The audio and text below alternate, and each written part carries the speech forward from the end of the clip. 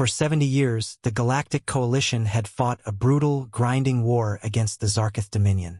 It was a conflict waged across hundreds of worlds, with trillions of casualties and no end in sight. Stalemate had become the norm, attrition the strategy. Every race in the coalition had bled. None had gained ground, until humanity joined. They were latecomers, a newly discovered species from a backwater planet called Earth, still unknown to most in the wider galaxy. The coalition had reached out as a diplomatic formality, not expecting any real aid. Then Earth replied with a question. Where do you need us? At first, the Council scoffed. The humans' biology was primitive, their ships outdated, their numbers small. But Earth insisted. Compromise was reached. One task force. One battle. A test. The target, Veltrax IV, a vital mining colony under Dominion control. The coalition had failed to take it in 6 previous attempts. Commander Threx of the Jurati watched from his orbital command ship as the human fleet arrived. He had expected a small contingent. Instead, 12 massive carriers emerged from hyperspace, flanked by destroyers and sleek, dark-colored frigates. Their hulls bore no markings, only matte black plating and the glowing emblem of a red eagle. The humans called their unit Task Force Ragnarok. Threx hailed the human flagship, expecting ceremony. He received a reply in crisp, emotionless Standard Galactic. This is Captain Maya Elridge. We are commencing assault. Stand by. No request for coordinates. No briefing. Just movement. The human ships launched their drop pods before the Dominion sensors even registered them. Thousands of needle-shaped capsules tore through the atmosphere like comets. Dominion anti-air fired, but the pods moved erratically, unpredictably. Many made it through. Too many. Threx watched with disbelief as human infantry hit the surface and spread like wildfire. The coalition had estimated a 2-week engagement. Elridge gave them 5 hours. Inside the command bridge, Captain Elridge reviewed data streams in silence. Human soldiers, wearing exosuits the coalition had never seen, were moving in coordinated strike teams. They carried kinetic weapons that shredded Dominion armor and deployed portable drones for real-time battlefield updates. Their tactics were fluid, aggressive, terrifying.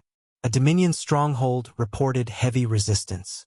10 minutes later, it ceased transmitting. At hour 2, Dominion air superiority crumbled. Human aircraft didn't dogfight.